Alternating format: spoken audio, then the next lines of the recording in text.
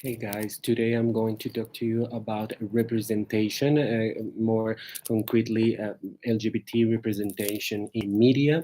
By the way, I'm trying to do these videos live because I'm tired of editing. It takes a lot of time, it takes a lot of space in my computer, and to be honest, this channel is not doing that well in order for me to spend time in something that it's not really going anywhere.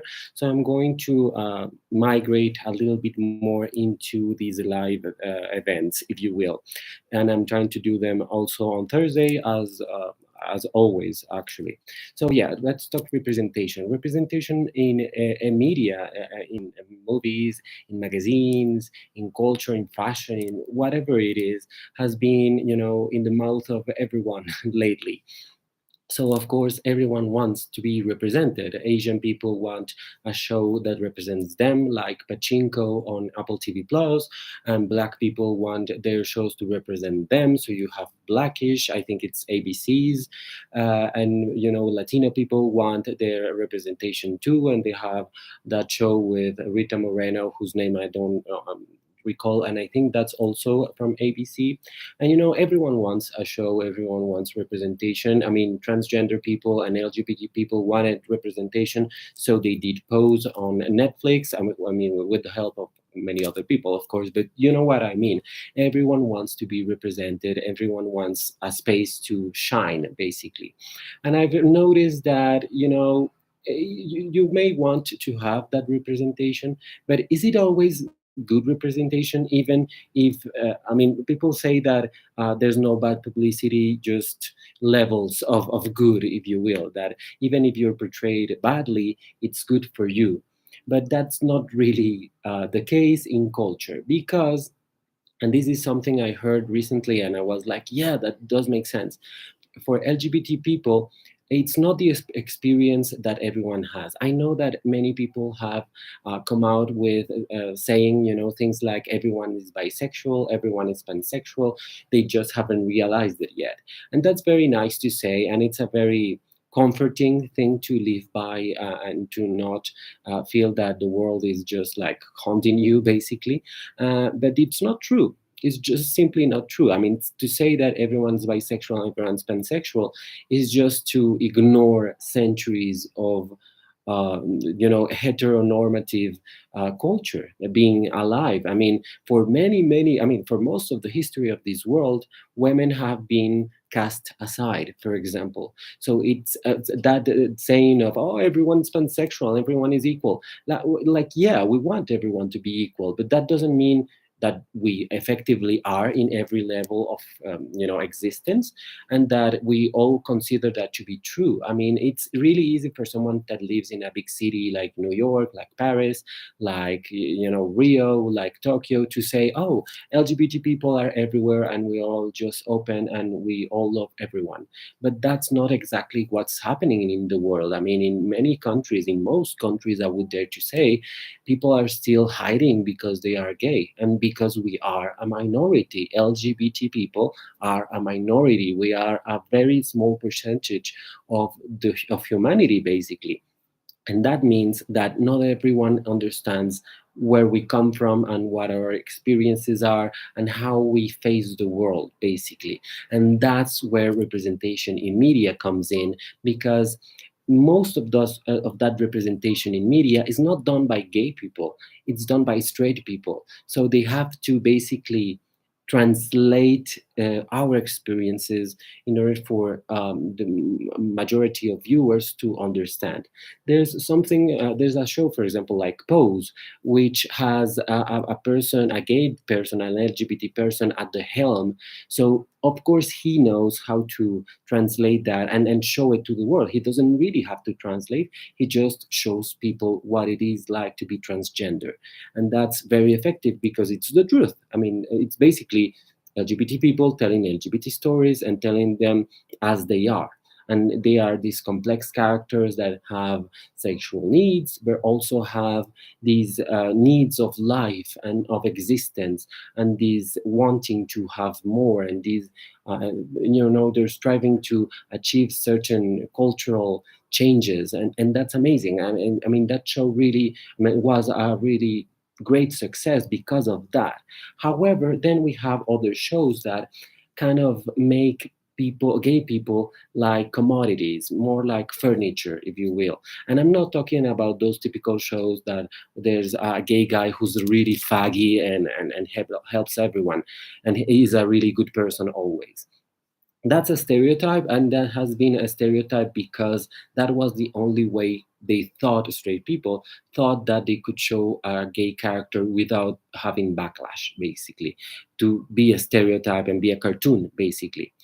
However, nowadays I think things are changing, and those stereotypes are fading away, but they're not completely fading away, they're transforming.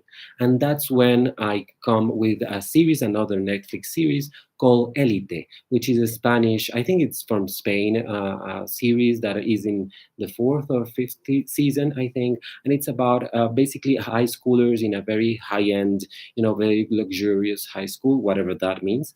And, although apparently every single the kid in that school is gay. LGBT in some way like that, transgender people, asexual people, I mean, hypersexual people, I would say pansexual people, lesbians, gays, everyone is in there. And not only that is, a fantasy, I think that's a fantasy series, to be honest, because again, we are like 1% of the world's population. It's not realistic to portray us that way. But if you say it's a fantasy, I'm like, okay, let's play with that. Let's pretend everyone in this world is gay. Okay. But what I saw from this series is that they portray us in another series of stereotypes that are not the faggy stereotypes of everyone liking us and helping everyone and being a good person. These ones, yes, they make gay people bad people. They make gay people not as empathetic as those older stereotypes, but they use other stereotypes like hypersexuality. I think that the straight people have always thought of homosexuals as really hypersexual beings. I mean, we think about sex every time. We're fucking around, not only all the time, but with everyone.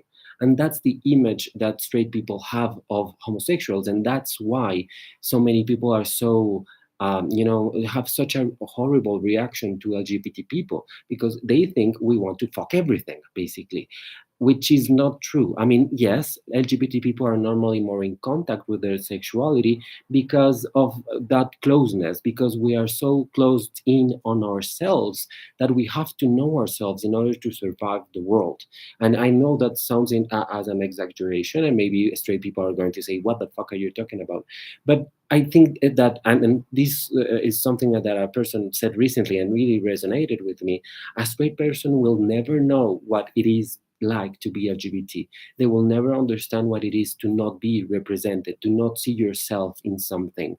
They will never understand why we don't really like those romantic comedies with straight people, because they're always the fucking same and they don't represent how we behave with couples and with romantic liaisons or with sexual relationships.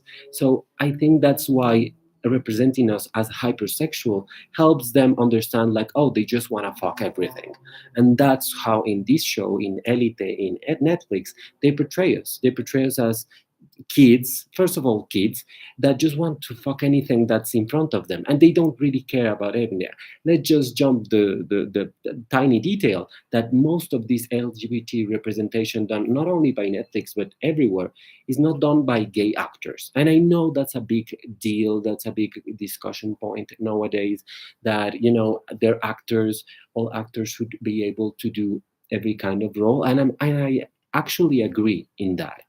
However, I also think actors should study their characters and should be able to portray things as close as they are to reality, with giving themselves a little bit of space to put something personal in there.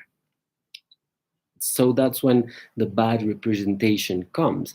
These kids that portray gay characters in this show portray stereotypes. They portray another cartoon, again, like in the 1950s, 60s, 70s, and 80s. they are doing other cartoons. They are doing another fake representation of us, because we're not that. We're so much more than that. And we're so much more than a happy married gay couple that loves everyone and has children. That's also kind of a fake out, because we're not all that. And I love when shows like Pose again just show the variety of that. And for example, I saw a movie recently. I think it's only for streaming in Disney Plus, called Better Nate Than Ever, which is about a young, very young boy. He's like 13 and he loves musicals, and he wants to become a musical actor. And it's such an amazing movie, because it's simple, it's very Disney, very, back in the day, those Disney Channel movies, it's exactly like that. But he's so fucking effective, because he's gay. Of course he's gay. I mean, he never actually says it, but it's very obvious. But the movie's not about him being gay. We know that. That's like him liking yellow, basically. It's about his passion. It's about how he approaches becoming what he wants to become and exploring himself. Not exactly only being gay, but much more than that. That's the representation we need. Like, for example, Love, Simon, which was also done by Disney through Fox, I think, that did exactly the same. It showed people in a high school setting, but they weren't caricatures. They were just people. Yeah, and different people, because Simon was gay, so he confronted this romantic thing that he had with some mysterious person in a gay manner. I mean, because he had to hide himself and hide that secret also. So it was like a double thing. And they did it beautifully. They did it really good. And that's why so many LGBT films have been so successful. Because, yes, they are gay characters, but they are much more than that. They want something else, and they're not perfect. They're very flawed characters, not awfully flawed, but not perfect either. So I like when it feels like a real person, and it feels you can communicate with them. Not only that you identify with them, because you don't have to identify with every single gay character or character in general in the world. That doesn't make any sense. But you have to make the connection of, okay, I get what that person is coming from, and I understand what they want and how they want it and all of that. So I mean, I think there's bad representation and there's good representation, and they keep showing us in this awful light, as they used to do. I mean, always used to portray, for example, transgender people as evil, as people that were tricking people into something sexual normally, and that has to be recycled, not recycled, like destroyed, and do something else. Really explore transgender people and what they go through and how they go through it, because there's many shades of that, and it's the same with every other sexuality, every other gender, because we're not all the same, but at the same time we're all human. So we have to equilibrate that, and we cannot do fake outs to young people, because young people will see us a show like Elite and think that every gay person is like that, and we're not like that. And showing us like that, it's harmful, not only for the gay people watching, because they are going to be like, okay, so I should be fucking everyone. Is that like the message? I mean, I'm missing out because I'm not doing what these characters are doing. So it really sends the wrong message. I mean, it really hurts people when you don't portray the whole thing inside. And by the way, this telenovela kind of thing that they do in those shows, that's not equilibrating fucking anything. It's just to pretend to have a dramatic setting beneath all the fucking, basically. And that's bad basically. So that's what I'm going to say about LGBT representation. Of course, there is a lot more to talk about in this subject, but I hope that you get something out of this video, basically. So thank you so much for watching. Please comment down below whatever you want. Of course, this video is going to be uploaded in my page, and I'm going to put it a little bit everywhere, so you can comment there. Please like the video also, and of course, subscribe to my channel and keep watching these lives wherever they become available. So thank you so much. Goodbye.